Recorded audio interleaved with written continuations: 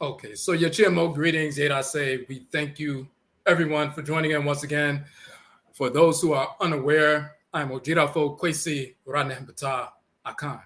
Odwirafo of AKONGUASUA Amaruka Tifimu, the Akwamu Nation in North America within Ojiraman, the purified nation, Afurakani, Afurakaini people, African Black people in the Western Hemisphere. So we wanted to come back on, get into another topic. We touched on some information in the previous few lives that actually coalesce with this. So tonight's topic, NKWAMUA, our whole life transformation series. For this particular segment of the series, we're going to deal with the divinity Seker or Sika, the divinity, the Ntoro, deity of gold. And in relation to that, financial calibration, financial purification, we deal with ancestral culture and our approach to economics, entrepreneurship, and so forth. So everything that we deal with regard to Akan Ancestral nation building, restoration, always rooted in our ancestral culture. So when we look at the term NKWAMUA, let's pull up this document right quick. The reason why we titled this specific piece NKWAMUA as far as a series. Switch it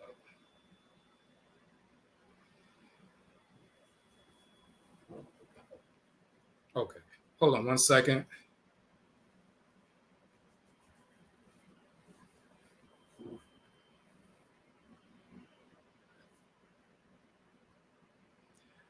This is our NKWAMUA whole life journal. One of the 31 books I've published, and you can download all 31 of the books I've published on the Nhoma page on our website. They're all free downloads and so forth. So we have 31 books. I've also produced 2 documentary films. One of them we just released a few months back. That is on this YouTube channel, the Hoodoo film, Hoodoo, Akan Ancestral Religion in North America. But one of the books that we published is NKWAMUA Whole Life Journal. And let's just check out the intro to that. We say it's constructing whole life from the center of culture.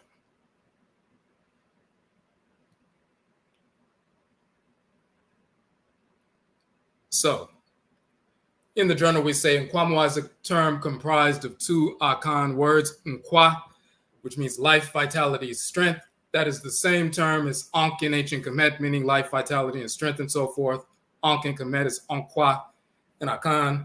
Mua means whole, complete, good condition. NKWAMUA means a whole life. So as a journal, we address the whole life of the Afurakani, Afurite, African Black individual.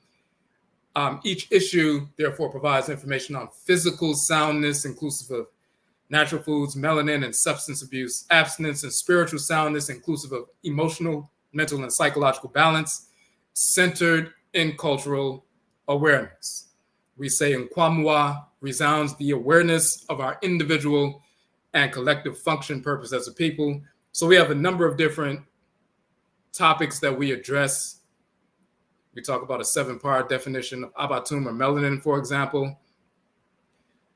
We have information about holistic health, plant physiognomy, and so forth. You see the brain and the walnuts are, related and so forth. And when you look at the functions of the brain and what the walnuts do with the omega-3 fatty acids and so forth, and how they're perfect brain food and so forth, we get into some detail about that. We have some true historical information. We talk about the pyramid of Saqqara, the step pyramid, and so forth, Imhotep, the Pera, Jaseru, and the fact that we are the ones who established the numerical system. Before the Hindus and Arabs, they stole the system from us. So this is the ancient Ntoro, the hieratic text, as well as the Demotic script and so forth. The Hindus and the Latin comes thousands of years later. We show the Pera, so-called Pharaoh Mentuhotep II, his wife, the Henut or queen, Kawit. She's getting her hair twisted 4,000 years ago. So there are a number of things that we talk about in that journal, but we also utilize that piece. And let me just pull this up real quick.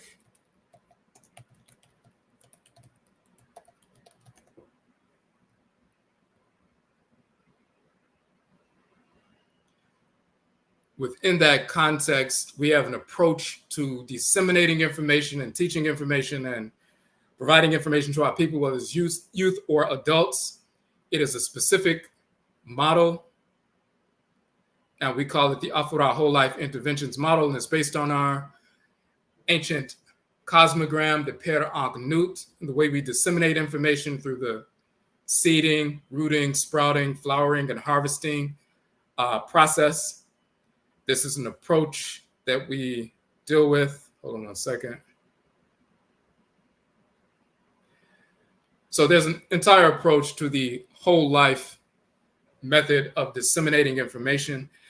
This is our whole life series, whole life transformation series. Let's get back to the original flyer. So that's an entire model. We talk about that in a number of different publications and so forth. But we want to use that specific model when we're talking about disseminating information and transforming our lives as Afurakani people. It's one thing to talk about our people need to build businesses. Our people need to establish their own institutions. Our people need to do this and do that. We can talk about these things all day long, but intellectual arguments don't motivate or move people. We need to be grounded in our culture. When we're grounded in our culture, the things that we need to manifest, that we need to build, that we need to establish, that we need to defend, we can find the foundation of that within our culture. When we talk about media of exchange, Sika or gold is a media of exchange. It's also a sacred metal, as we're going to get into. There's a divinity that governs gold, which is a media of exchange and so forth.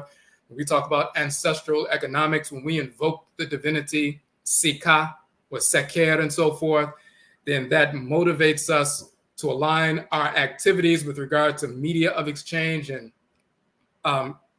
exchanging goods and services amongst each other, establishing value, transmitting value, engaging in balanced transactions and so forth. That's beneficial for us individually as well as collective. We tap into the force in nature that governs that kind of activity so we can establish businesses, economic activity, and in this context, entrepreneurial activity in harmony with our culture, rooted in our culture, in harmony with divine order and so forth, so it can benefit us individually and as a community as Afurakani people. Everything that we do, whether it's economic, whether it's political, whether it's social, whether it's, mental, psychological, emotional, it's always rooted in our ancestral culture, which is a reflection of divine order in Afurakani ancestral tradition and culture. Our culture is the divine acceptance, the law, the love of order, divine order, and the divine rejection of disorder and its purveyors. We accept those things, objects, deeds, and entities that we need to accept and incorporate in order to align our thoughts, intentions, and actions with divine order. And we reject those things, objects, deeds, and entities we need to repel that would otherwise place us out of harmony with divine order. When we talk about ancestral religion and spirituality and so forth, and ancestral religion and spirituality is the same thing. We talk about the ritual incorporation of divine law, the ritual restoration of divine balance. That means through the ritual process, we incorporate those things, objects, deeds, and entities we need to incorporate in order to align our thoughts, intentions, and actions with divine order. And through ritual, we reject those things, objects, deeds, and entities we need to reject in order to restore balance to our thoughts, intentions, and actions. So the ritual incorporation of divine law and the ritual restoration of divine balance, these are the expansive and contractive poles of divine order. These are the expansive and contractive poles operationally of ancestral religion. That's the proper definition. No matter what expression it takes, whether it's the Akan tradition, Yoruba tradition, Igbo tradition, Ewe tradition, the Hoodoo tradition in North America, the Juju tradition in North America, the Voodoo tradition in North America, the Wanga tradition in North America, no matter where we exist in the world as Black people, the ritual incorporation of divine law, the ritual restoration of divine balance, the expansive and contractive poles of ancestral religion. We seek to align every thought, every intention, every action, every moment of every day with divine order. And when we make mistakes in a legitimate context, we engage the ritual process to incorporate law and restore balance so we can get back on track with our culture, which is aligning our thoughts, intentions, and actions with divine order. And that includes every facet of life. That's what our culture is about, our way of life, our amamre, the way of the nation is about, and so forth.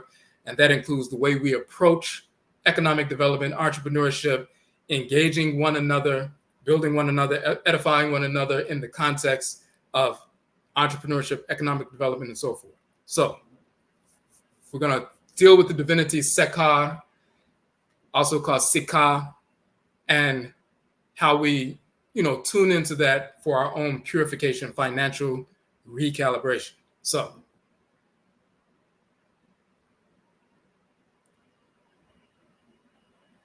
now this is an image of the divinity Seker, and sometimes he's shown in the form of a falcon, sometimes he's shown as, the body of a man, the head of a falcon, and so forth. Let's look at this symbolism.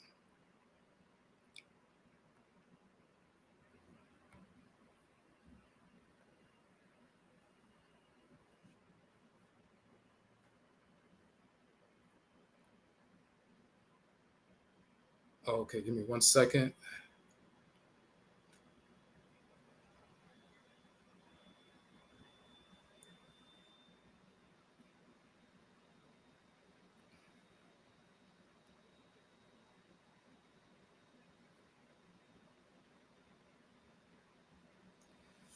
Okay, so first and foremost, we want to get into some definitions.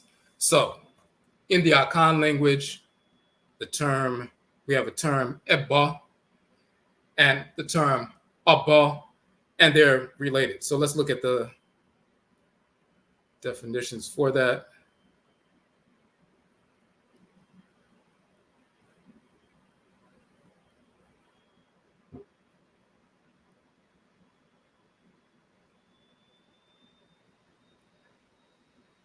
Okay. Just want to make sure you can see that clearly on the screen. So you see Ebba, a piece or a figure of brass or other metal, a stone or seed used for a weight, and so forth. So you see metal, one of the terms for metal is Ebba. And then you see the term Abba, stone, rock. Then you also have the term, they have different definitions and usages for that.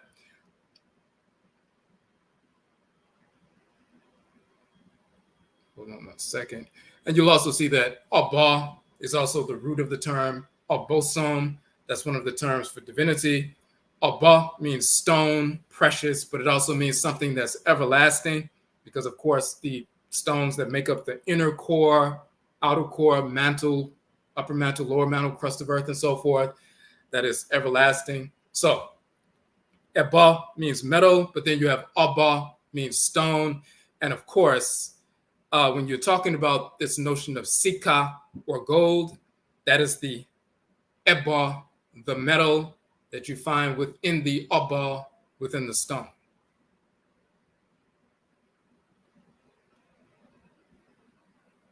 And that's directly related to this notion of gold as well. Hold on 1 second. Let me pull this up for you.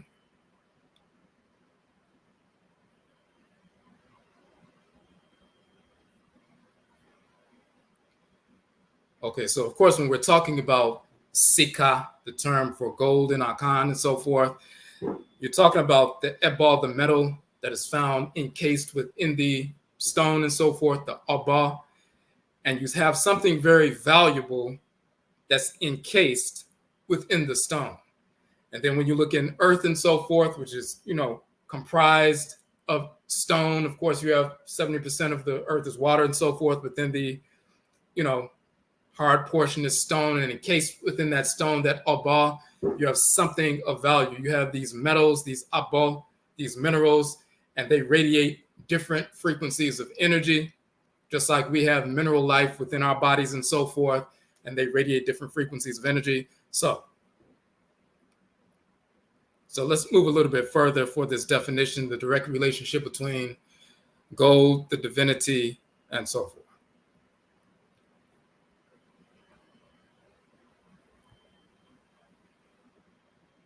Now you have a set of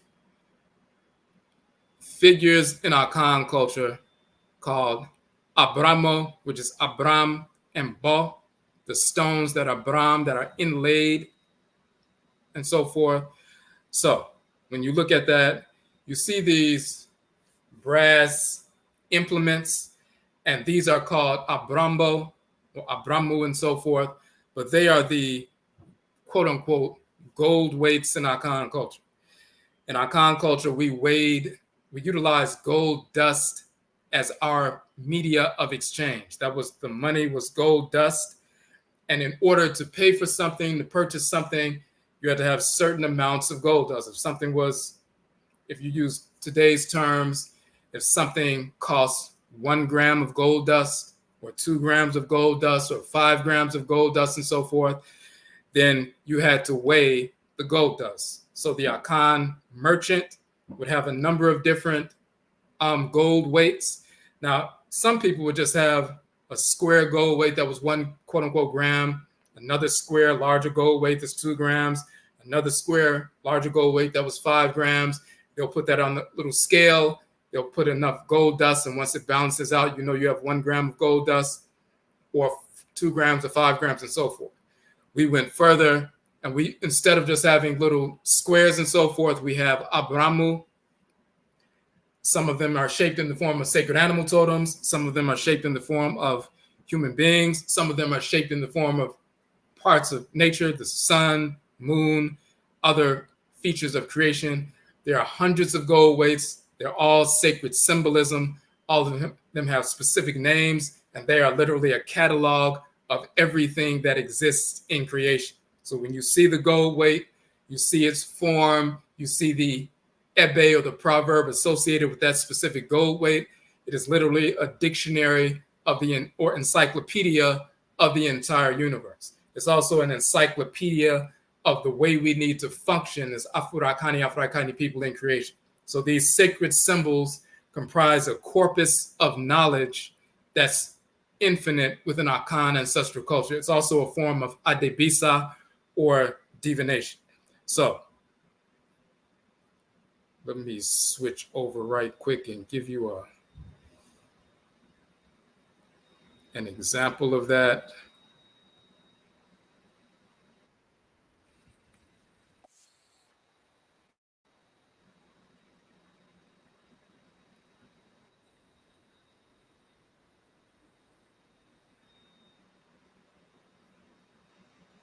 Hold on 1 second.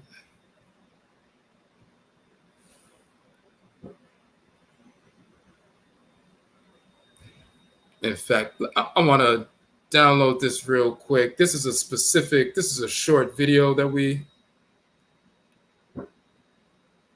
did, and I just want to make sure you can see it. And this is a specific video when we were in the University of Pennsylvania's Museum on Afro-Akani culture. And part of the exhibit had actual gold weights from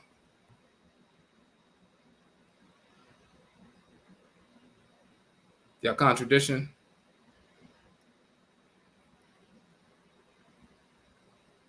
Hold on a second.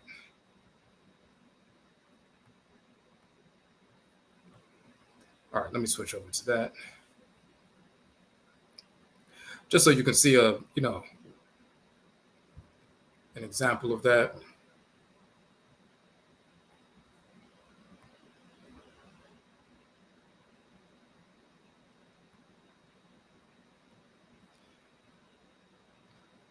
And I took this with my cell phone, but it was just a specific exhibit.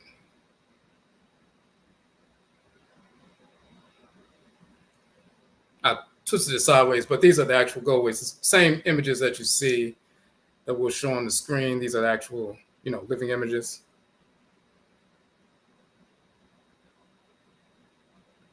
But those weights that you see there, symbols, the same Adinkra symbols that you see with sacred proverbs, sacred wisdom teachings, dealing with government, dealing with, balanced relationships, marriage, raising children, spirituality.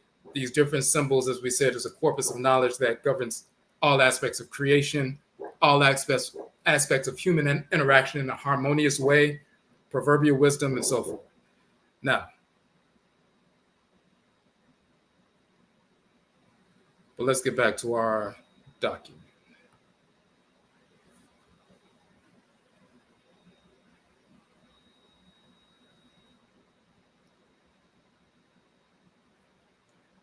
So this is just a representation of those Sika gold weights and so forth. And you'll see that representation now. So the Akan term for gold is Sika. And there's also a divinity named Bosom Sika. That means the deity Sika. Today, they'll translate the name Sika, or in fact, let me show you this document right quick. All right. They'll translate the word Sika as money, but in the past we used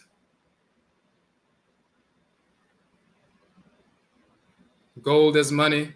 So in this document, for example, talk about Ajekum notes that that Akan clan names are based on the 12 patrilineal clans of the Akans, which are Bosom Buru, Bosom Pra, Bosom Chwe, Bosom Nketia,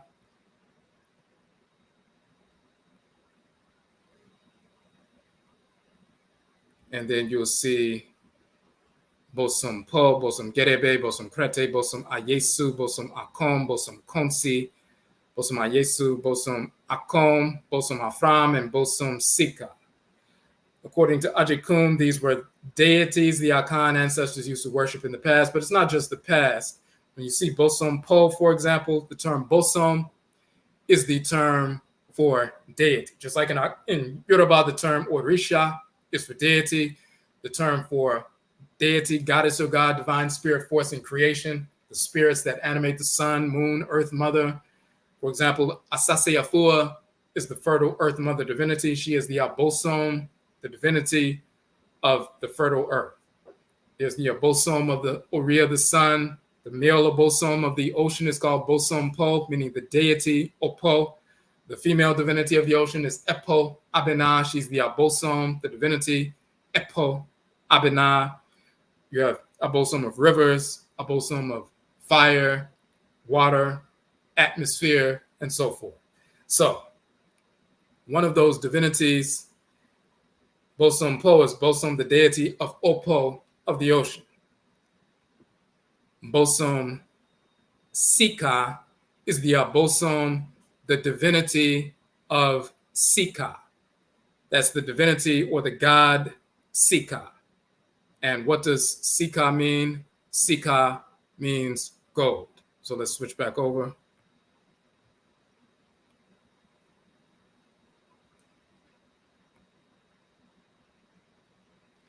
So Bosom Sika means the deity Sika, the deity that governs gold. Now, he's called Sika in Akan, or Nana Sika, or Nana Bosom Sika. Nana meaning elder, honored elder. Nana Sika, or Nana Bosom Sika. That's how he's invoked and so forth, and pouring libation and, saying ritual prayers and so forth. He's invoked as Nana Sika or Nana Bosom Sika. So now,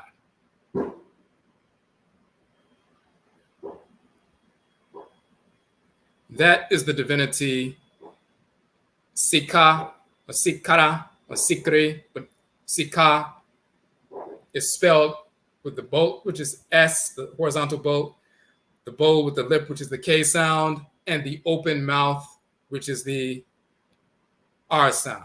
So SKR, they didn't know if it was Seker or Sukar or Sokor and so forth. But we know the proper vocalization because we still invoke this divinity on a daily basis. His name is Sika. In ancient Kemet, it was Sikar or Sikara, but we call him Sika in Akan. This is that divinity. When I was in the temple of Seti and Abju, so-called Abydos, a few years ago, I took these images with my iPhone of the divinity Sika. So in both instances, and you'll see, by the way,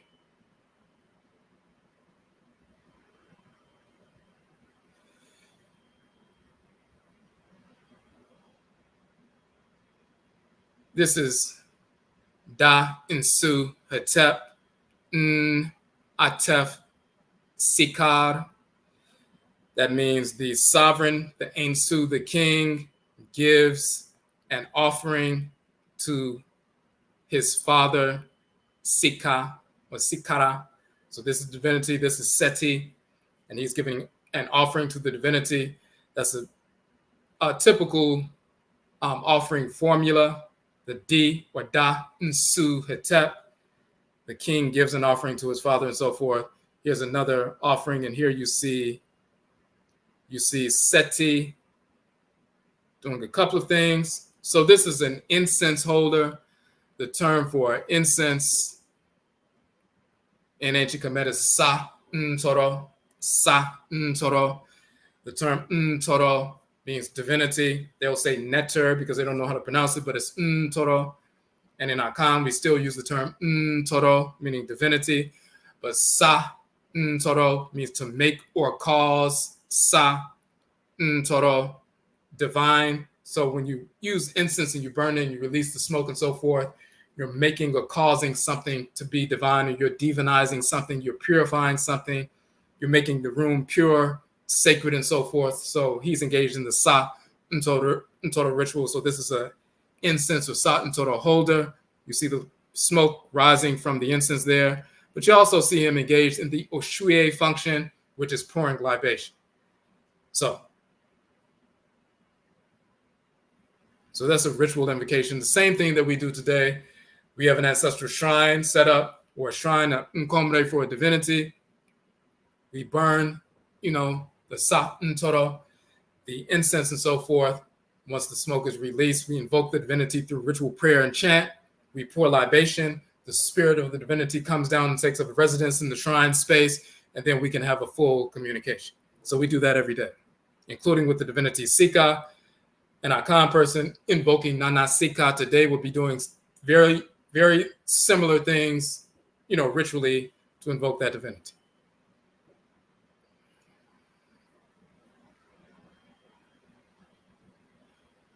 So they'll talk about him, originally the god of the duat of Memphis, really Mennefer, later the death god par excellence. So you see this sacred boat right here. You see the little symbol of the falcon, sacred animal totem, and he's in the boat. When the sun sets in the west and goes in the underworld, one of the boats that Afura enters into is the Hindu boat of the divinity Sika, Sikar. You'll see the little head of the falcon on the top. This is from the papyrus of Ani.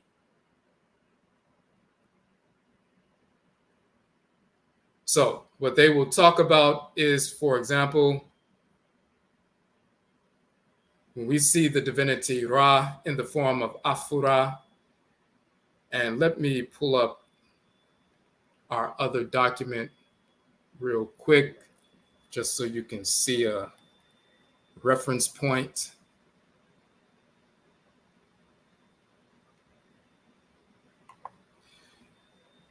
And we've talked about this in the previous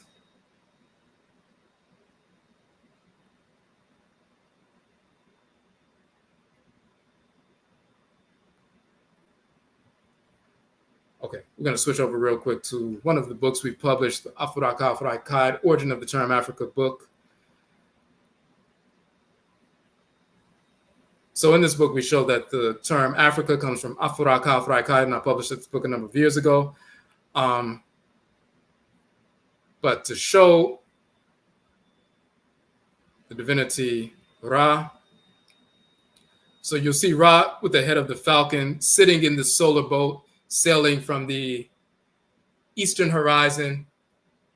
The Aten, or the sun, is in the boat.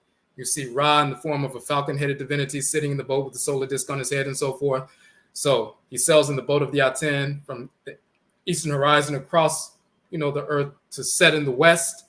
But when the sun sets in the west and the boat goes into the underworld and the solar disk penetrates the earth and goes into the underworld for the 12 hours of the night, then Ra changes form from this falcon, avian, flying, animal totem divinity. Then he takes the form of the earth divinity, the flat-horned ram, and he is called Afu Ra. Ra moving through the Afu, Ra moving through matter or Afu or the flesh and so forth. And the spiritual force is moving through the underworld for the 12 hours of the night, sailing through the underworld in the night boat of the Aten of the sun, until in the 12th hour it gets to the eastern horizon, then comes up out of the earth.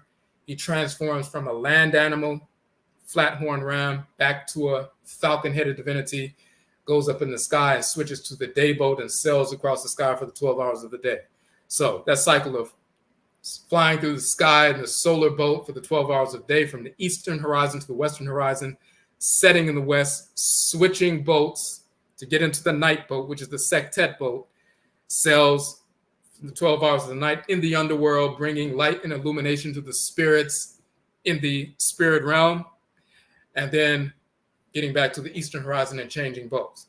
When he gets to the 5th hour of the night in the Duat, in the spirit realm, they talk about how the 5th hour of the night is governed by the divinity Sika, and that 5th hour of the night is in the deep, dark place. It's a sandy region. So he switches from the Sektet boat into the Hindu boat of Seker, so he can move through that treacherous region of the sand and deep darkness and so forth. He protects himself from the denizens of the spirit realm that are negative and so forth, so he can move that life force energy through the underworld and so forth. And Seker protects him and so forth, and protects the other spirits, the deceased spirits of our ancestresses and ancestors who lived in harmony with divine order. They are in the spirit realm and so forth, and Seker protects them as well. So they call him the death divinity. But we want to show you that imagery. Now I want to show you an image of that from ancient Kemet.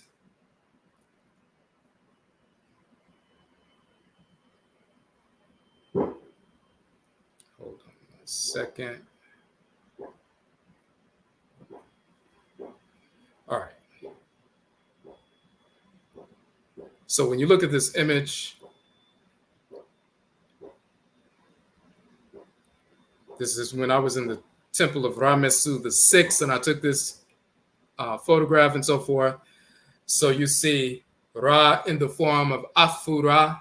He's in the underworld and so forth, sailing in his boat, the night boat of the Aten, the sun and so forth, and he's moving along. When he gets to the 5th hour, as we said, there's a treacherous region and so forth, and he needs that essential extra protection.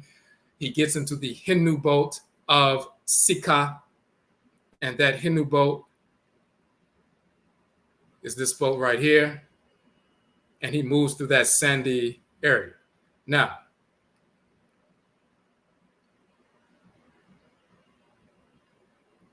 let me also give you another short. I'm going to show you a video short right quick.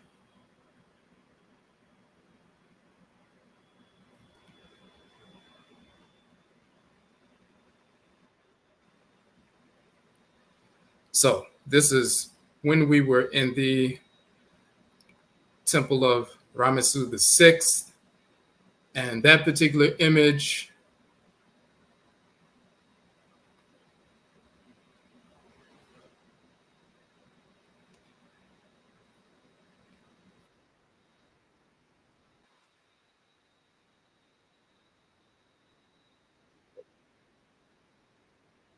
so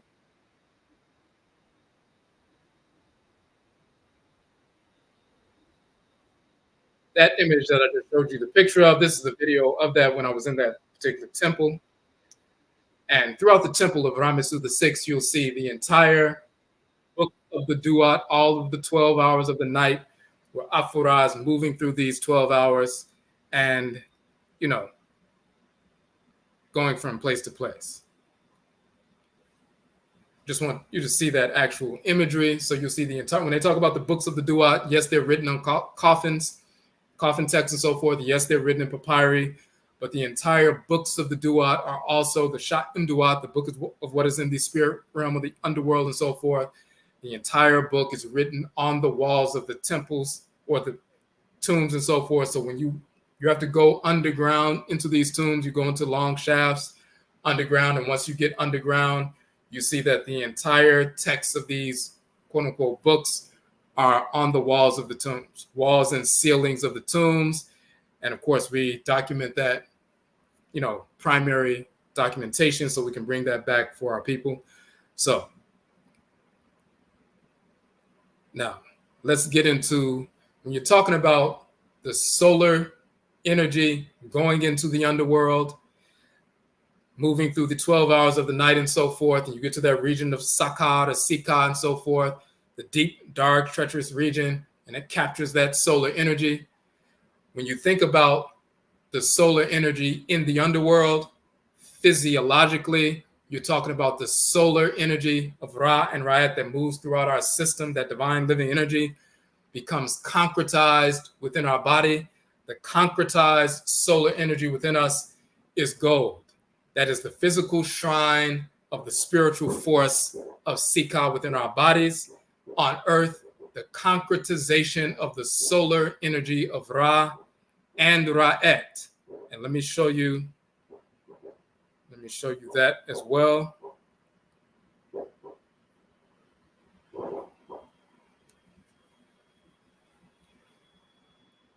So you saw that image of Ra and so forth. And here's another image of Ra.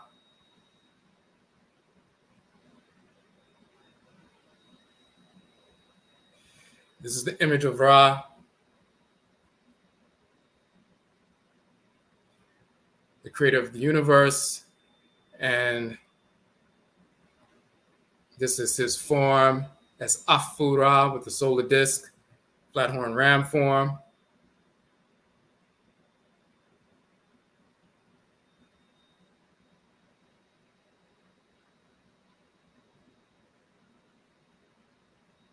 But we also have, which is very important, we have Ra'et, the creatress of the universe, the counterpart of Ra.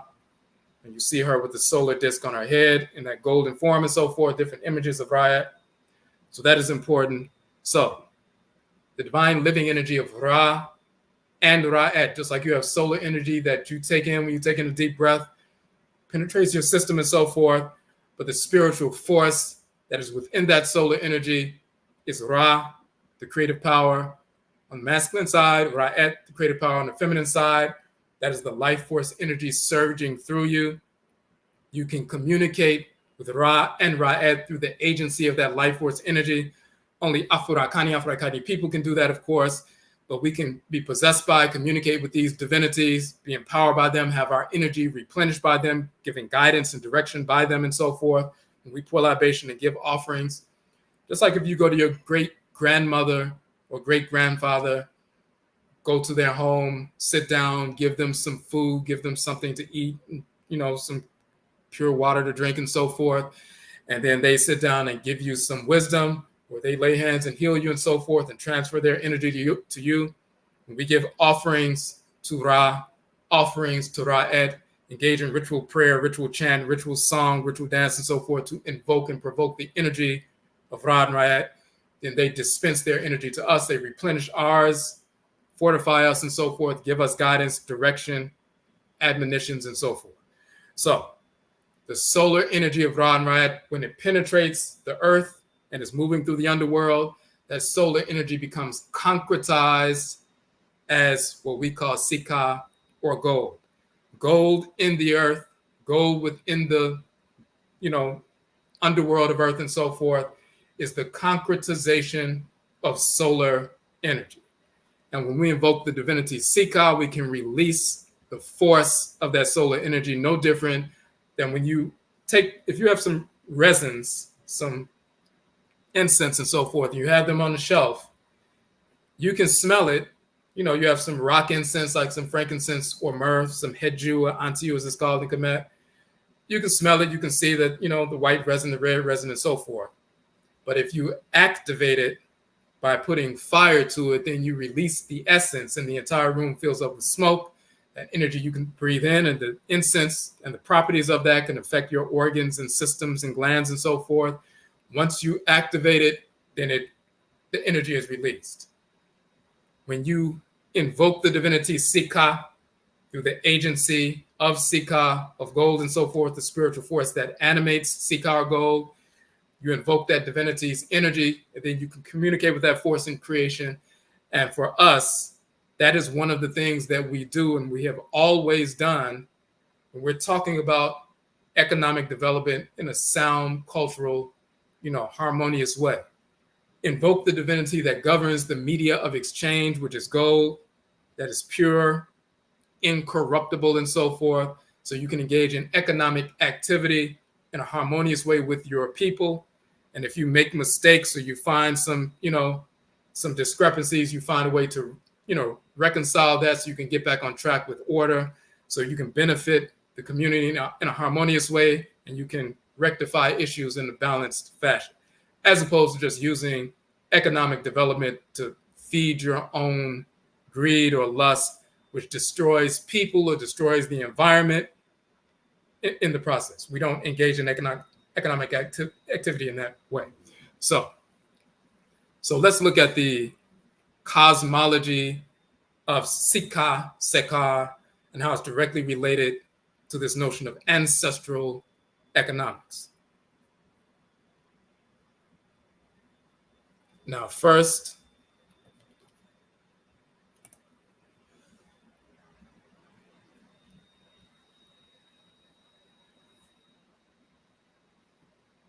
just something very quick that most people are unaware of. When we talk about gold, in the earth, let's switch over real quick. There's always what happens on a macrocosmic level always happens on the microcosmic level and so forth. So we also have, just like you have copper and zinc and iron and so forth in your body, these various minerals and metals, we also have gold in our body. So as you can see here, although iron is the most abundant metal in our body, traces of gold can be found in the human body in places such as the brain, heart, blood, and joints. If pure gold is collected in the human body, weighing 70 kilograms, it can be up to 0.2 milligrams of gold. So you have this shrine of Sika within your body. And hold on one second. Let me switch to another.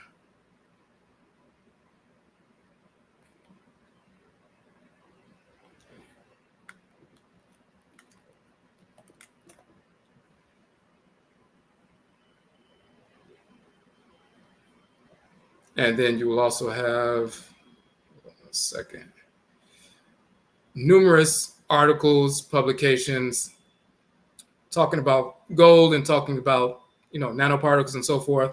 But this article, for example, talking about gold nanoparticles for modulating neuronal behavior.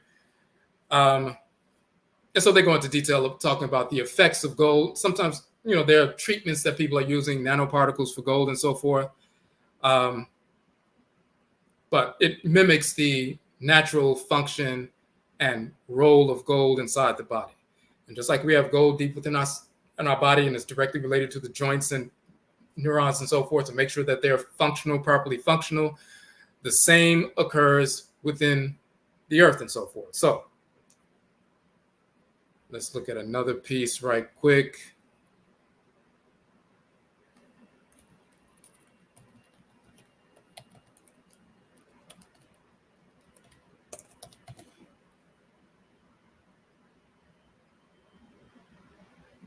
Just switch that back out. And as you can see here, of course, says gold has several properties that set it apart from most other metals found in nature. First, in its purest state, that is without a trace of any other metal, it is virtually incorruptible. So when you see metals that they talk about that are incorruptible and do never rust and so forth, and they're pure today as they were thousands of years ago, and you see the golden masks of the mummies and so forth, and 5,000 years later they're just as pure as they were before. Gold as well as platinum are those incorruptible metals. And it's the same thing when you talk about what's going on in the body. The divine solar energy of Ra and Ra, the Creator and Creatress, becomes concretized as gold within the earth, concretized as gold within the body, and therefore that gold becomes the shrine of the spirit of Ra and the spirit of Ra within the body, but it is encapsulated by a spiritual force, and that force that encapsulates that and holds that energy is the divinity Sika.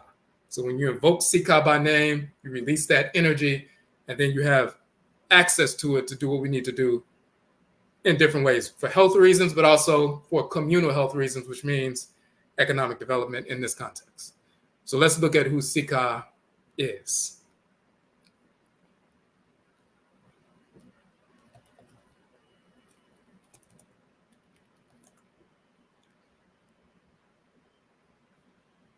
Now, you'll read a number of different things about the divinity. We'll look at things that they say about him, but then we'll talk about what the real lived culture actually is.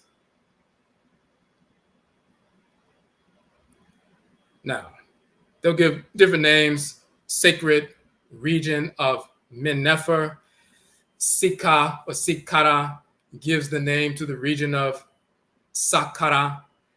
Today, when you see the Great Step Meru or the Great Step Pyramid in the region of Saqqara and so forth, this is where you'll see, this is the sacred sanctuary in Menefer, sacred sanctuary of the divinity Seker. And in fact, let's show that real quick. Give me a second. I want to show you a quick video of that.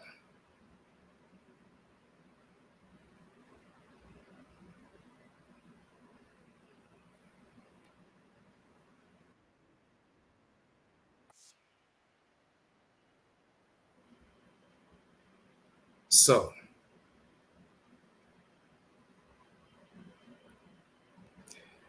in the region of the Great Step Pyramid that's named after him, you'll see some interesting information. Hold on a second. All right. Just make sure you can see that.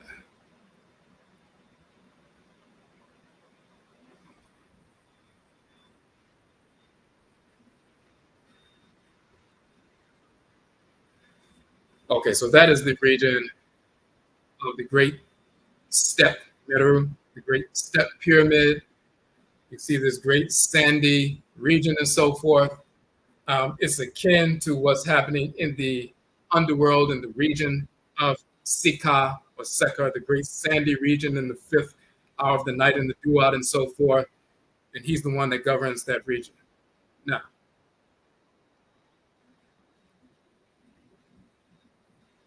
so let's go back to the document.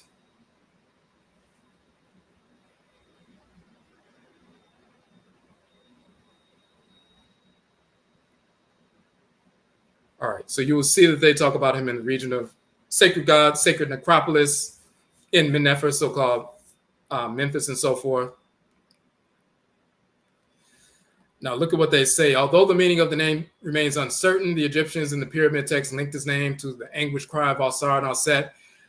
To them, the name is uncertain.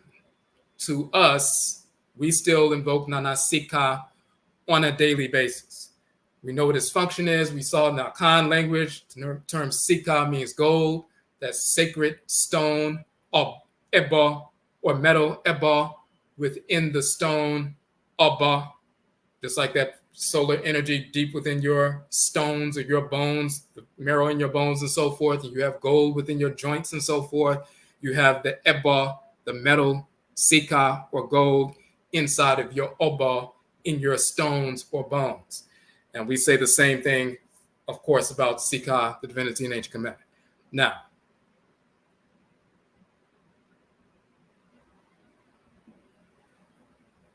they talk about his appearance, depicted as a mummified hawk. We saw that, and sometimes as a mound from which the head of the hawk appears, really a falcon. Here he is called he who is on his sand. Sometimes he is shown in the Hindu bark, that Hindu boat that we show, which is an elaborate sledge for the negotiating of the sandy necropolis or city or region of the deceased and so forth, the underworld. One of his titles was He of Restal, which means the place of openings or tomb entrances. Now, in the New Empire, the Book of the Underworld, which is the Shat Imduat, he is shown standing on the back of a serpent between two spread wings as an expression of freedom. This suggests a connection with resurrection or perhaps a satisfactory transit of the underworld. Despite this, the region of the underworld associated with Seker was seen as difficult, sandy terrain called the Imhet in ancient Kemet. So they'll say through his association with Ptah, has a connection with artisans. In the Book of Coming Forth by Day, misnomer Book of the Dead, he is said to fashion silver bowls and that tanis or tanuit and so forth, a silver coffin of Sheshank. The second has been discovered with the iconography of Seker. But they talk about the festivals in his honor and so forth. But let's get to the other portion. In the journey of Ra, the myth used to explain what happens during the night when Ra travels through the underworld, according to the myth, Seker rules the fifth kingdom of the night, which is called Hidden, and is tasked with punishing the souls of evildoers by throwing them into a boiling lake. And of course, when they talk about that boiling lake, when you see the images of the underworld and the walls of Kemet, you'll see that they have little factories of fire and so forth.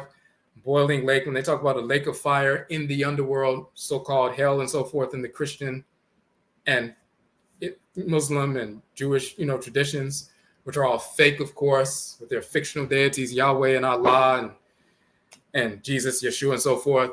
They stole this imagery from ancient Kemet, and they are still on the walls of the tombs, which we showed you in ancient Kemet. Now,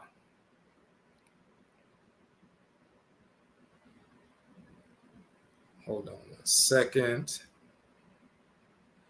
As part of the festivals in Aket, his followers wore strings of onions around their necks, showing the underworld aspect of him. Onions were used in embalming people, sometimes the skin, sometimes the entire onion. When the skin was used, it would be placed on the eyes and inside the ears and so forth. That's still used in the Hoodoo tradition today. Hold on one second. Now, there's another piece that we wanted to touch on. Hold on one second.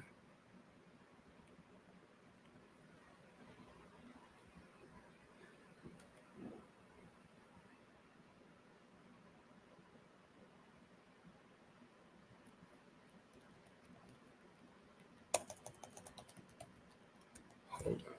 Give me one second. I'm going to pull up this other document that we had up before.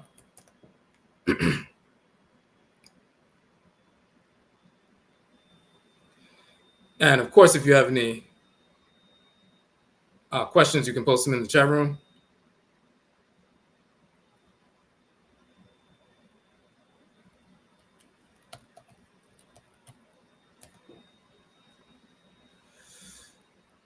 There's one particular piece we wanted to pull out.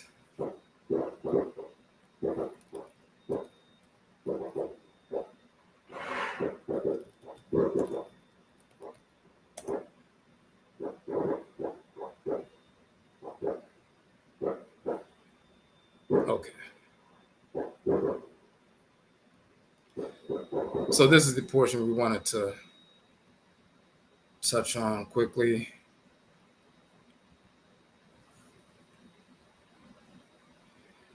And this is the direct relationship that we wanted to focus on right here. So they're talking about the same, touching on some of the same points here, but the point that we wanted to focus on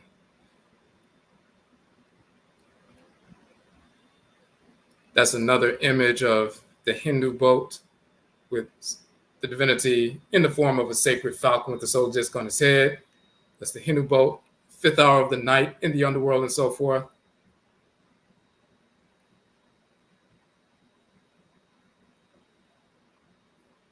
Now,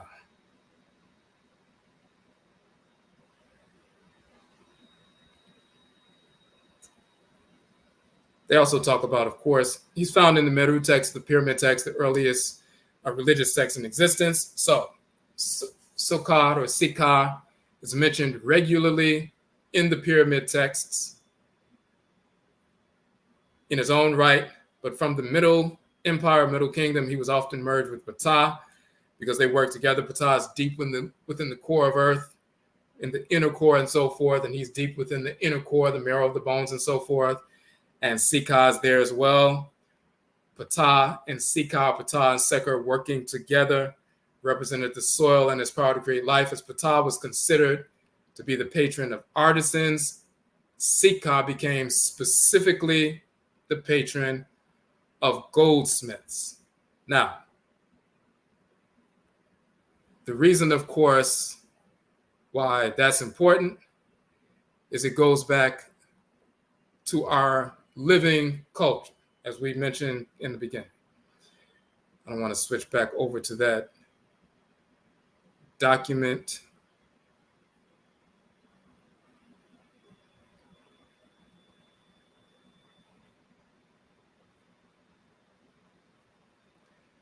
Now,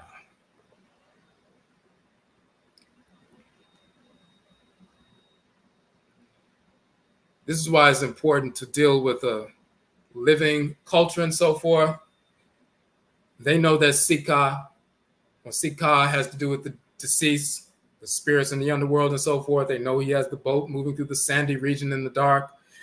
They know that he's connected with Ptah, deep within the core of Earth and so forth. They know he has something to do not only with the metal gold, but those who are goldsmiths. And he became a patron divinity of goldsmiths. But they couldn't put all of that together because just reading certain texts, you can read what our people had to say about these divinities. But if you don't have a relationship with these divinities, you can't really speak much further than, hey, this is what they said. They said this about the deity, and that's it. We can talk about the actual function of the divinity because we still invoke the divinity on a regular basis. And every group, every Afro-Akani group has, a name for this divinity in their tradition because it's a force in creation. But in Akan, we have the same name today, Sika, that we had in ancient Kemet, Sikara, or Sikar, and so forth. And the fact that we use the word Sika in the general sense as the word for gold, but it's also the name of the divinity that governs gold. And in ancient Kemet, the name divinity Sika is the divinity that's the patron divinity of those who work gold and so forth. We have a direct relationship, a direct connection linguistically, cosmologically, with the lived culture. People even named after this divinity in Akan culture and so forth, if this is their patriclan. So he governs the patriclan, the Bosom Sika patriclan. There are 12 different patriclans that are governed by 12 different divinities in Akan culture, depending on who your father is and so forth, and the divinity that governs your patriclan line or circle, then you carry that energy. Some people, like myself, are of the Bosom Afram patriclan, so the deity Afram is the divinity that governs my patriclan. Some are born under Bosom Sika. That Ntoro group, a patriclan group, is governed by Nana Sika, and they invoke that divinity on his sacred day, just like we invoke the Divinity Afram on Memenida, which is Saturday, which is his sacred day. Bosom Sika has his own sacred day and so forth. Not that he's not operant on all days, but there's certain days that are, more optimal for invocation and so forth. So this is a lived culture.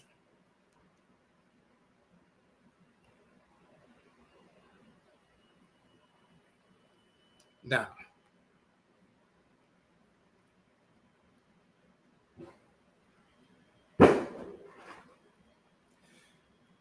and of course, people are still, I don't know if you can hear that, but of course, people are still, our people are still brainwashed. They're still,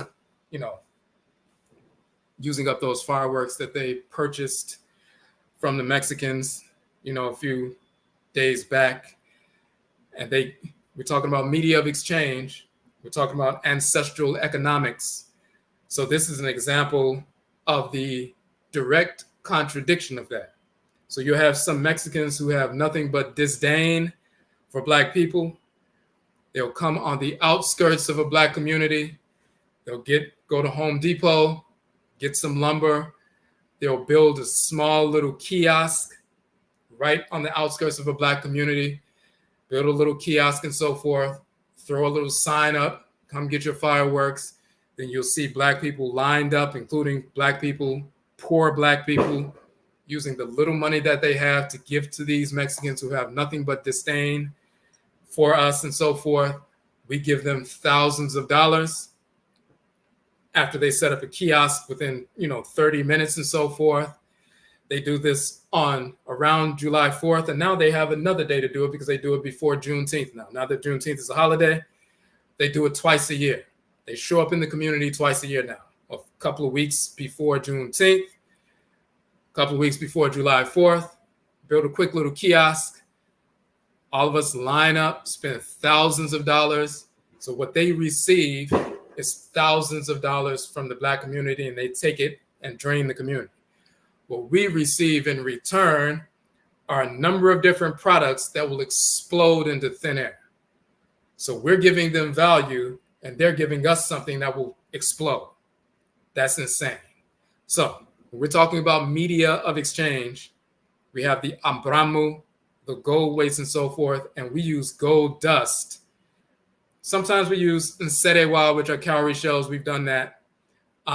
Sometimes other forms of crystals and so forth and minerals for money.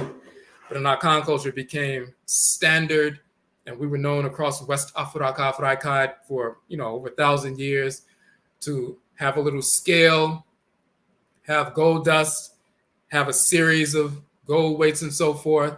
And what we would do is weigh the gold dust and use that to purchase goods and services and exchange and so forth. And the things that we would, receive in return for us giving gold dust to someone, what we receive is something that can benefit us, whether it's herbs, medicine, materials to build and so forth. It's always a balanced exchange of some good or service that's going to benefit us, individually or collectively as an Oman, as an Afrikani Oman or nation. Now, let me show you something with regard to the Abramo, the gold weights, and spirituality as well. And this is a section in our film Hoodoo, Akan Ancestral Religion in North America. So let me pull that up right quick.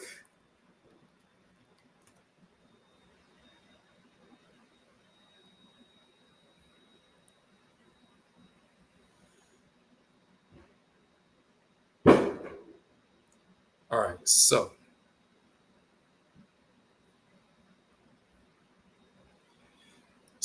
this is our second documentary film. We released it just this past October. So we have two documentary films out now. The first documentary film we released a few years back, also in October. We actually won an award for Best Original Documentary at the Kwanzaa Film Festival in New York. We also were accepted at the film festival, Pembroke Taparelli Film Festival in Los Angeles. When we released the first film, this is our second film. And most likely, once it's entered in certain film festivals, we'll probably win an award for that as well. But There's a particular section when we're talking about the Abramu or the gold weights. I want to get to that section just to give some context.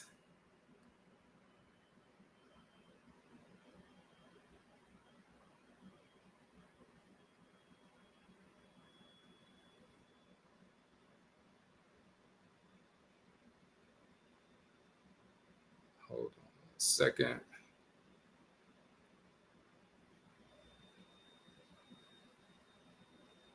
Okay.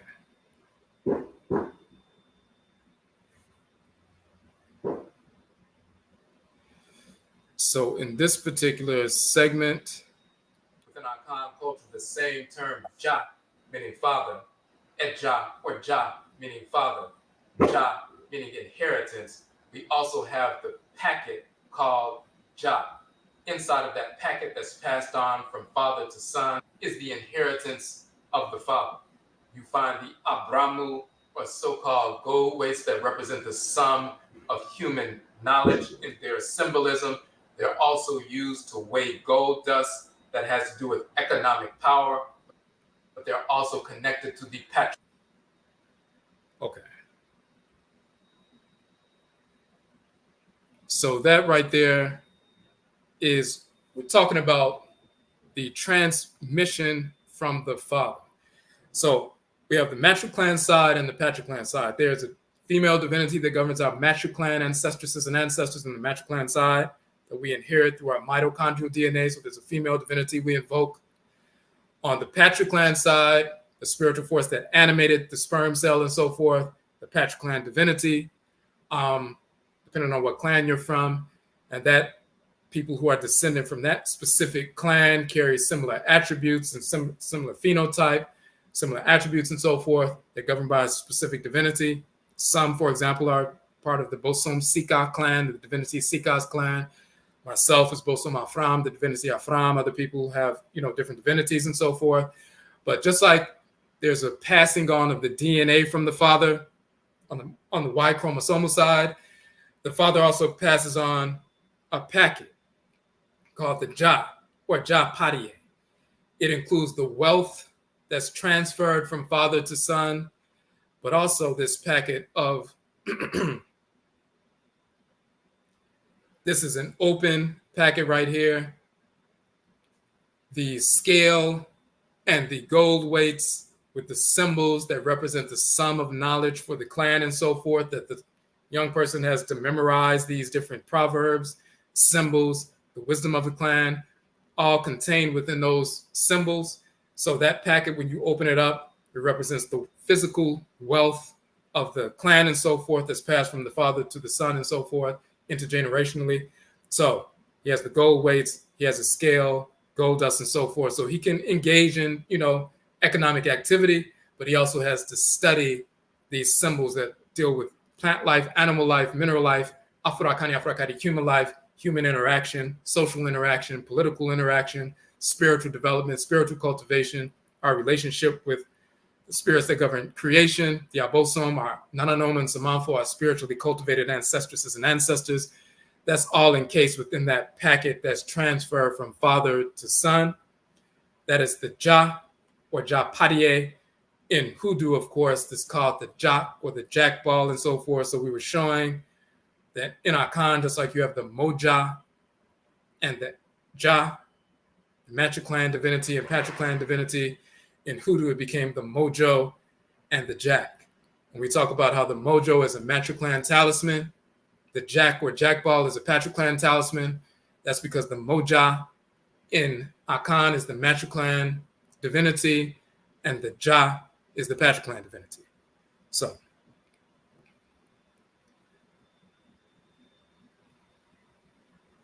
but that is important because when we're talking about engaging in economic activity, first and foremost, we want to align ourselves with our Nsamanfo, our ancestresses and ancestors, many of whom were great, builders of civilizations, those who were businessmen, businesswomen, engaged in trade and commerce, not only domestically, but, internationally, going from different Afurakani nations. We had great marketplaces and so forth. exchanging goods and services, not just bartering, but also using gold dust as, currency and so forth. This is how we built nations, expanded nations, built empires, expanded empires, and so forth.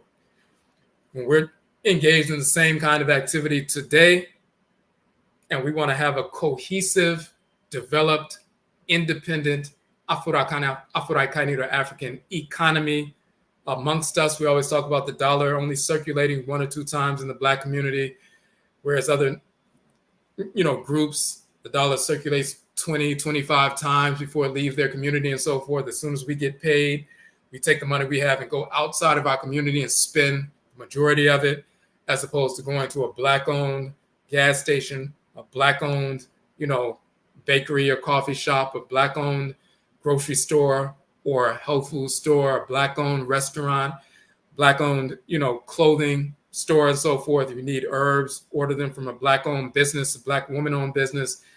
There are a number of different things that we can, use. We can spend our money. If you buy soap, of course, hair care products, deodorant, clothing, medicine, certain foods.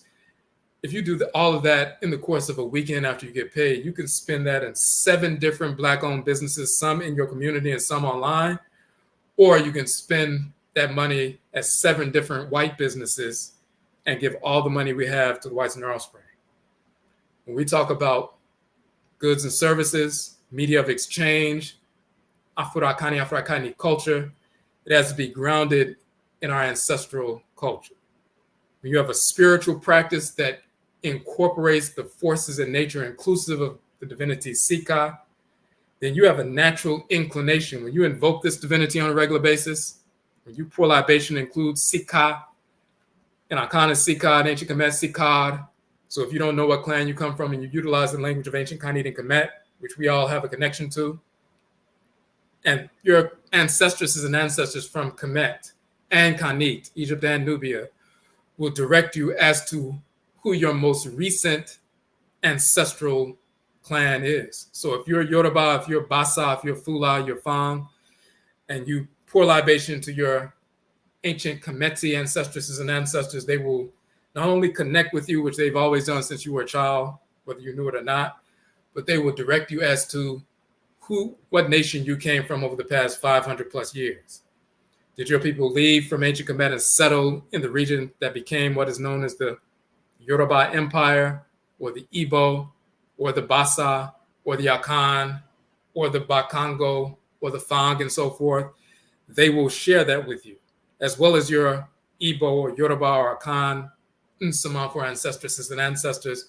Because once we moved from the east to the west, we moved in certain regions, we began to indigenize ourselves to those regions. That means the plant life and mineral life and animal life we incorporated in our bodies for food and medicine and so forth, that also transformed our cells, made us indigenized to that region of the earth mother and so forth.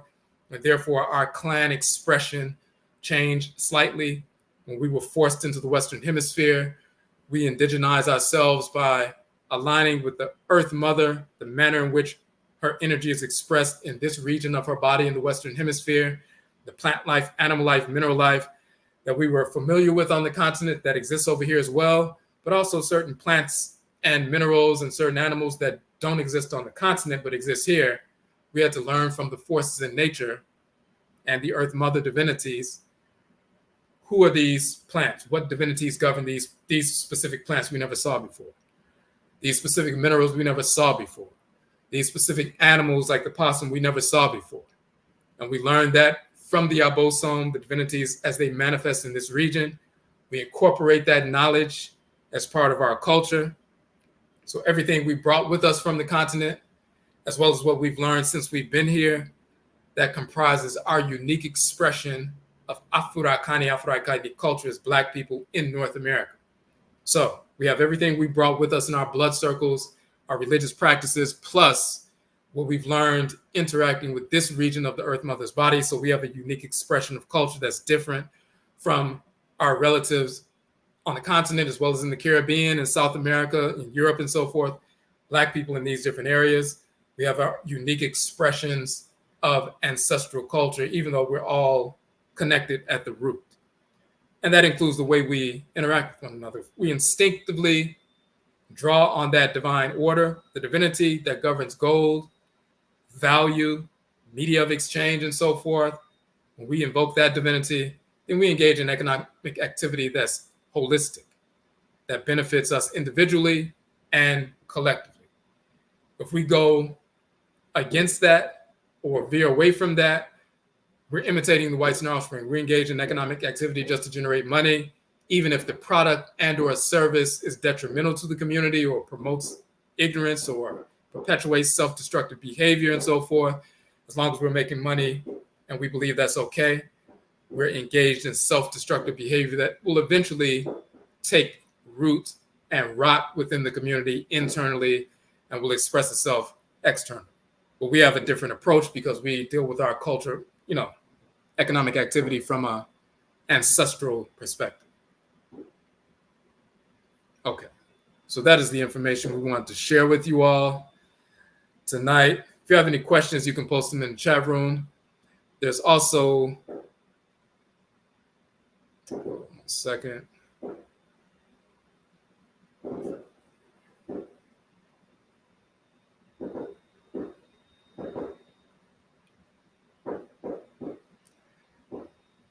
We also want to share our website, part of that activity that we're talking about.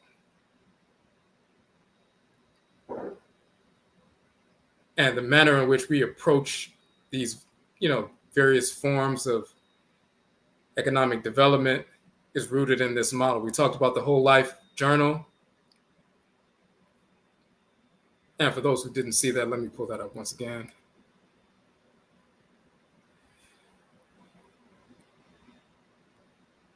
All right, so for those who didn't see that when we first logged on, let me switch that up for you.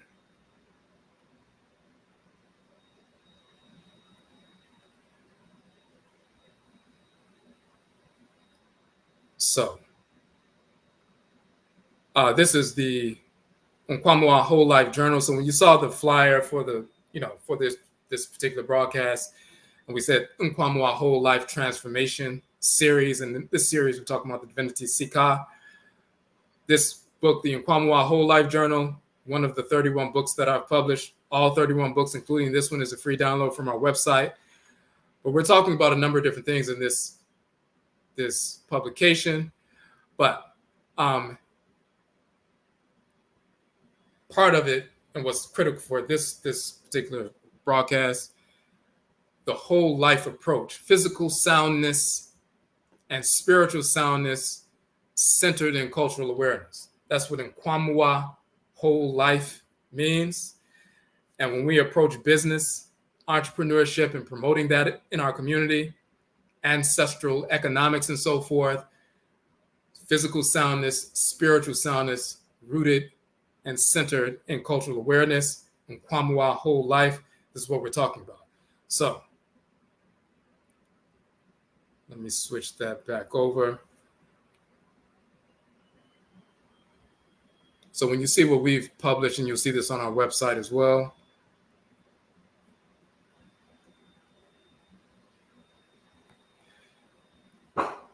We're finishing up the first course. We did a 4-week online course, the SUSUW course, which is a meditation instructor certification. So we're certifying people in the practice of SUSUW, which is the ancient Afro-Akani term for meditation.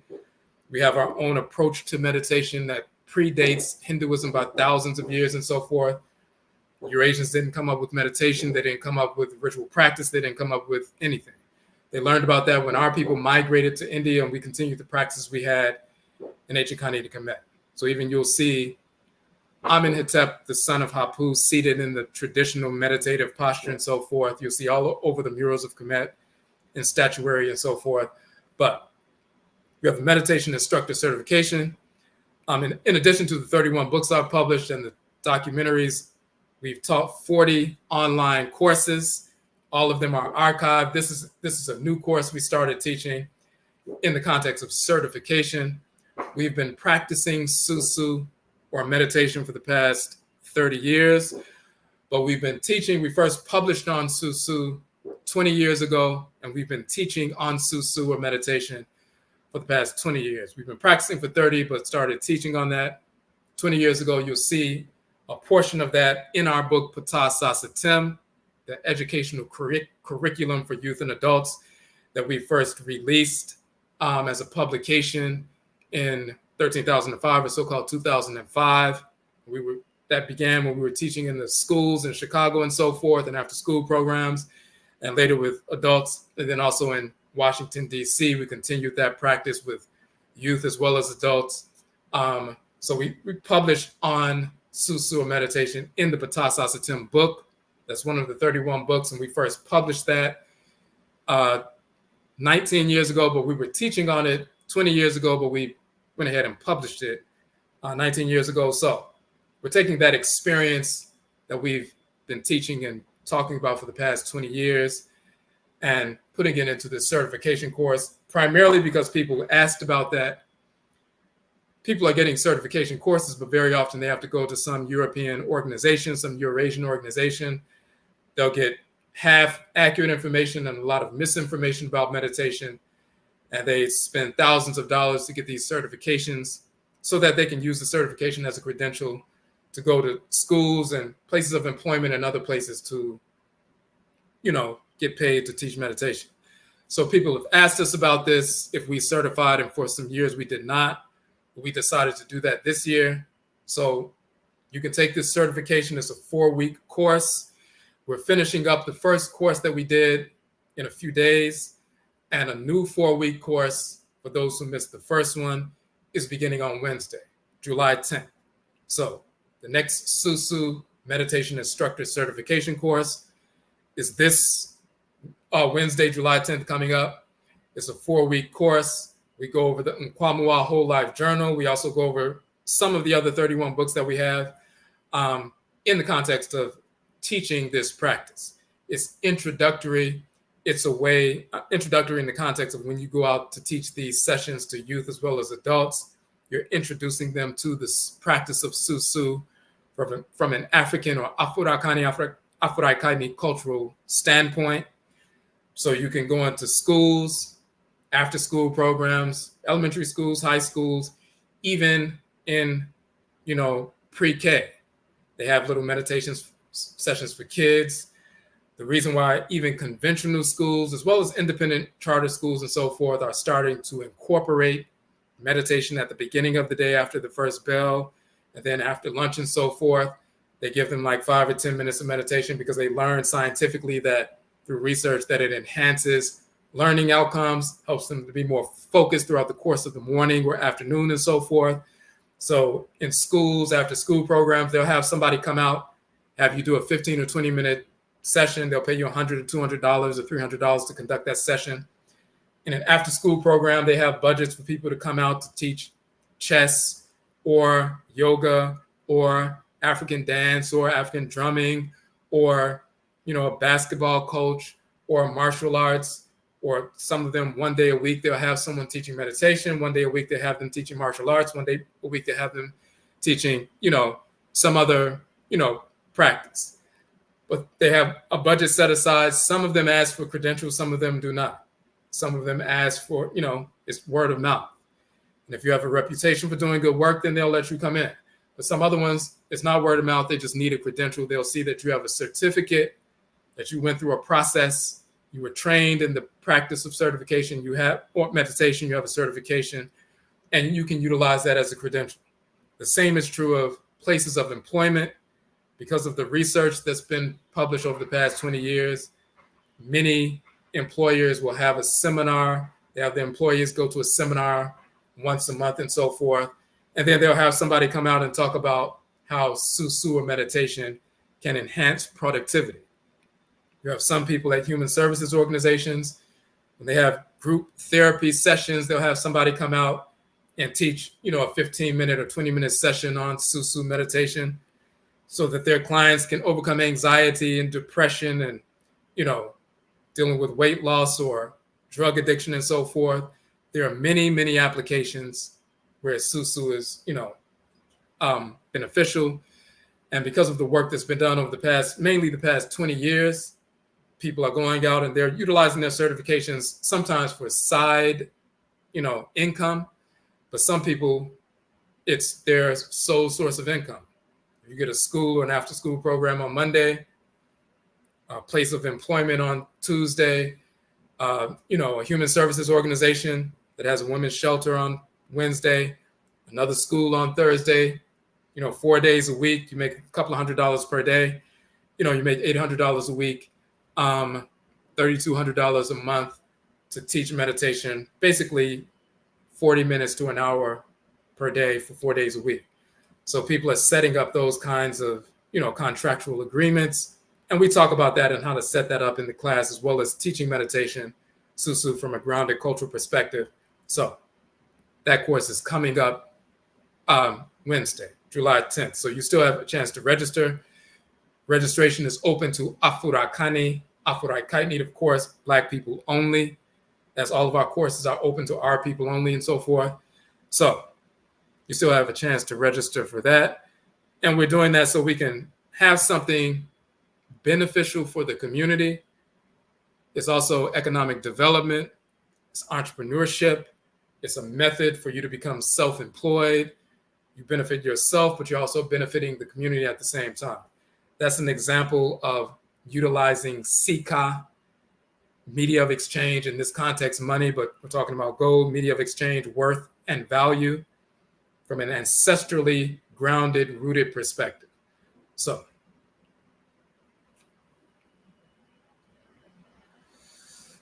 okay. So I'm going to just want to check the chat room to make sure we didn't miss anything.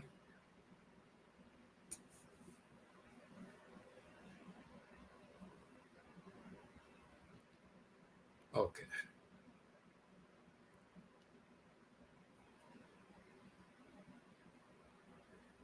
Okay, the more I listen to your teaching, the memories come back slowly but surely. And that's because, we've all engaged in these activities. This is not the first time we've been here. Bebra, which is the Akan term for reincarnation. All Afro-Akani ancestral cultures understand the reality of Bebra. We're reborn through our blood circles. So in the past, before we were living in America, the last time you were living on Earth a couple hundred years ago, you may have been living in the Yoruba Empire or the Akan Empire or the Fang Empire, the Fula Empire, and so forth. You're speaking your language, practicing your culture, engaged in these ritual practices. When you were engaged in business and so forth, you may have been using gold dust as currency or cowrie shells as currency and so forth. So that's part of your ancestral memory, your epigenetic memory. So then when you transition and your children and grandchildren and great-grandchildren are growing and developing, and some of them, somebody gets enslaved and taken into North America and so forth, and you as an ancestor, ancestress are watching what they're going through, and then one of your great-great-great-great-great-great-granddaughters grows up and gets married, and when it's time for her to get pregnant, she draws your spirit back into the womb for the first time in 200 years, and you're born into the world in America. As you're growing and developing, you have ancestral memory of having lived in the Akan Empire, using gold dust and so forth, using Sika. So when someone starts talking about that, hearing these ancestral terms, it automatically clicks because that's the culture you actually come from. You used to engage in this. Or if you were from the Yoruba, the Oyo Empire and so forth, when someone starts talking about the Orisha, talking about the Egungun and so forth, as soon as you hear those terms, it's a wrap because you know this is the language I used to speak. And your ancestresses and ancestors have been trying to reveal that to you since you were a child. And they put you in position to come in contact with the people who are still practicing the culture in the Western Hemisphere so you can reconnect. So that's for everybody. Everybody has that. All of our people, I'm saying Black people, we have these ancestral memories because we engage in these practices, and those things are triggered when we come in. Even if we see something online, if we see an image from our culture that we used to engage in and so forth, it's a trigger and it leads us to investigate.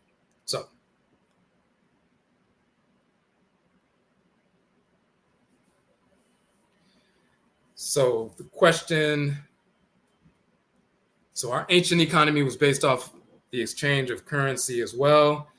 Does this mean whites stole the concept of money, currency, and economics from us?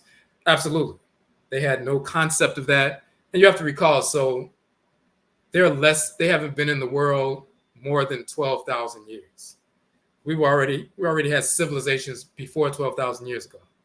They came into contact with us coming from Northern Eurasia into Southern Europe. We were already occupying Southern Europe and the Near East and so forth, and into India, because we had migrated from the continent, North Africa and East, and went into Southern Europe and the Near East and India and even into China and so forth before the Eurasian existed.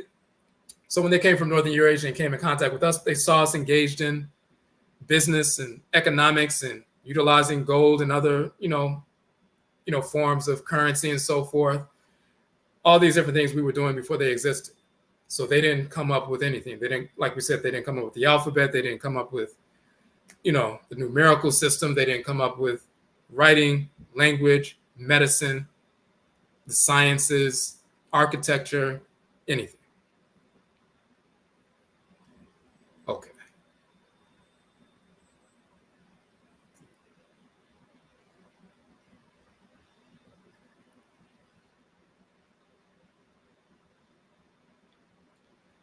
Okay, so there's a question. If we can't attend the SUSUW session, can we pay for the recording? So let me show you so the question, so some people, and let me just scroll down real quick.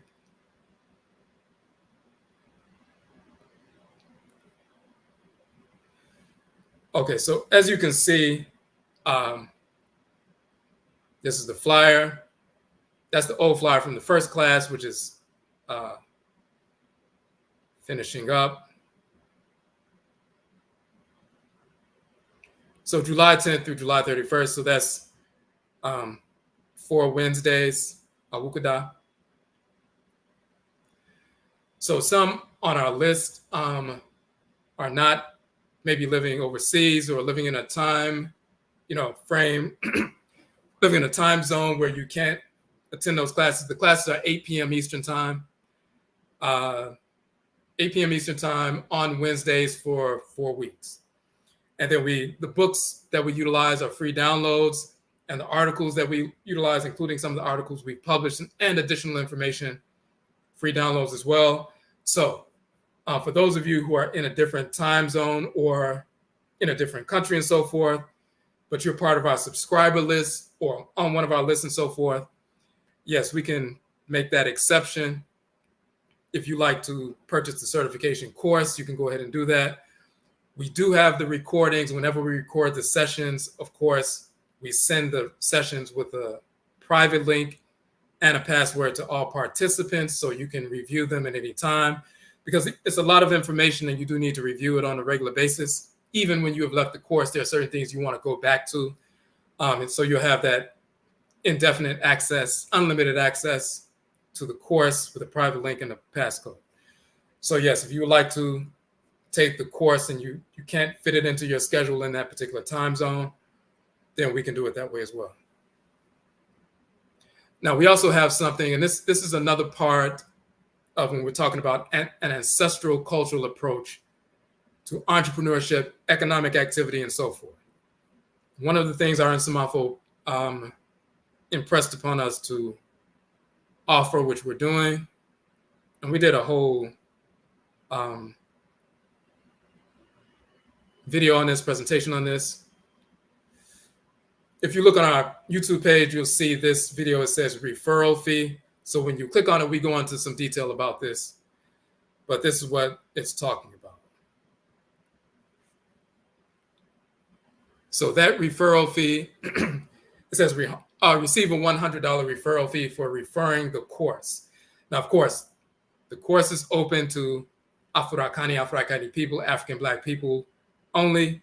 And of course, Black people, wherever we exist in the world, are African. So whether you're in America, on the continent, in Europe, in the Caribbean and so forth, if you're Black, you're African. So the course itself is a 4-week course. is $399, basically $99 a week. We looked at, what other people were doing, and they are, some people are charging $1,000 for courses or more, and they're not giving you accurate information. So ours is basically $99 per week. And one of the reasons we chose that, we know that typically most places will charge or pay you like $100 or $200 to conduct a half an hour meditation session. So if you go to a school or after school program, or even if you set up a event at a community center, or you go to say if they were having a Juneteenth, celebration or a Kwanzaa celebration or a cultural event or marketplace, some event in the summer and so forth, and they say we want somebody to come out before we have a lecture, we want to do meditation first. Typically, they'll pay you $100, $200 to do that session. They have that as part of the budget. So within the first couple of, contracts that you get, if you get paid $200 for the first couple of ones or the first 4, your class is paid for. But we also have this option, the referral fee. So if you refer someone to us and they register for the course, when they pay the $399, which is basically $400 for the course, once they make the payment, then we will PayPal you or Cash App you $100 as a referral fee for finding the individual. Because, of course, you have access to people and organizations that we don't have access to. So we want as many Black people engaged in the practice of SUSUW meditation, as well as people teaching, so we can reach as many of our people as possible. We engage in SUSUW every day. SUSUW, or meditation, means to take measure. SUSUW ehun or SUSUW means to measure or take measure or contemplate SUSUW upon the ehun, upon the self. That is the Akan term for meditation. SUSUW also means to take measure in the language of ancient Kemet. But if someone says you're engaging in SUSUW, that means contemplation. If you see a leopard focused or contemplating on a gazelle and they're moving very slowly and stealthily, they're engaged in SUSUW. They're focused, they're pinpointed in their concentration, they're blocking everything else out so they can engage in the behavior they want to engage in, which is to feed themselves, to catch that animal, that prey. When you're watching something on television, you're looking on something online, when you're reading a book and so forth, when you're focused and you're contemplating, you're taking measure of something that you're taking in, you're engaged in a taking measure process. You're measuring the capacity of something, you're measuring the depth of something, you're calculating the capacity of something, you're engaged in measurement, study, contemplation, focus. That is SUSUW. So every time you read something, every time you listen to something, every time you watch something, you're engaged in a form of SUSUW. We're used to studying or watching or listening to things that the whites and offspring put forward in social media, television, movies, music, and so forth that are detrimental to us. We've always used SUSUW, or enhanced in-depth contemplation or internal measurement, to benefit ourselves, to expand our awareness, to create, healing where imbalance is manifested. We use SUSUW to incorporate law, to restore balance to our lives. So we have a ritual process to affect that. And that's been for thousands of years, and we go into detail about that. So people need to know they're always meditating, but what are you meditating upon? Are you drinking in things that, pollute your mind and trigger you to engage in self-destructive behavior? Or are you contemplating or measuring the internal self, SUSUW, for healing, for restoration, for the expansion of your awareness, so you can take in the things that you contemplate upon and use them to benefit yourself and your community?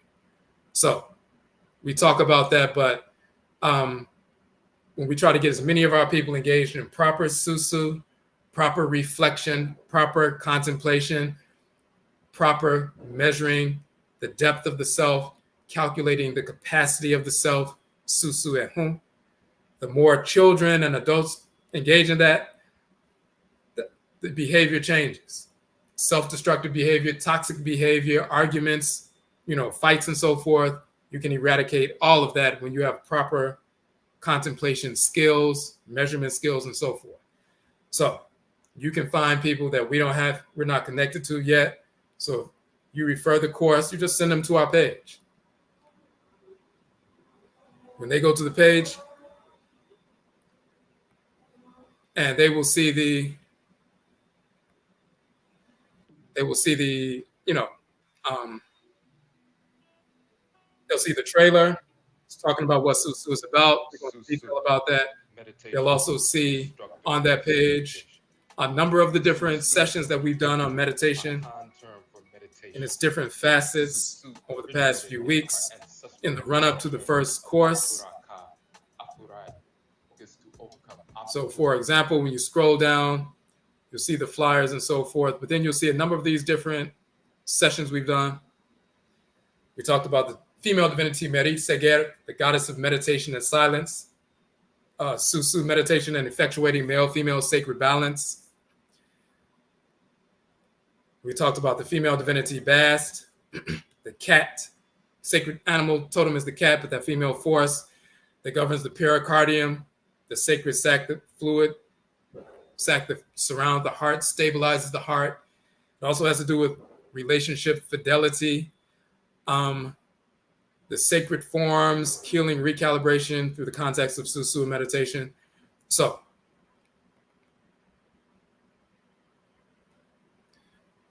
all of those different things you'll see on the site. So when you send people to our site, it will give them all the detailed information. And then, when they sign up, when they register, just let us know that this is a person that you referred, or they'll let us know that you referred that person. As soon as they make the payment for the registration, we will send you the $100 referral fee. So this is another form of economic empowerment. This is a way we can empower those who take the course, those who refer the course, and even the people who are receiving the benefits of the course in the context of when you go out and teach, you go to a community center, you go to a school, you go to a place of employment. Those people take in those skills. They learn how to reduce anxiety, reduce depression, lower their blood pressure, enhance weight loss, activities and so forth, and enhance productivity at work, enhance learning outcomes, get more focused so they can take tests and pass tests and so forth, reducing these anxiety within personal relationships or relationships with regard to work product, a number of different things. It's going to benefit our people as a whole. It will also benefit the people who are engaged in the economic activity as well, the entrepreneurial endeavors as well. So everything we do should be rooted in this NKWAMUA whole life approach to dealing with every issue. This is why we have on the flyer for the hold on a second.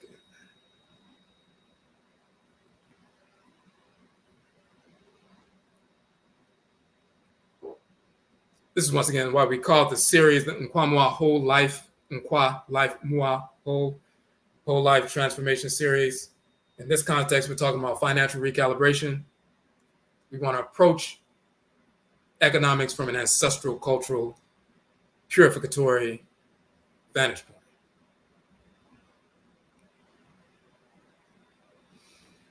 Okay, so we're going to go ahead and end here. I really hadn't planned to go 2 hours. I was thinking it was going to be like an hour.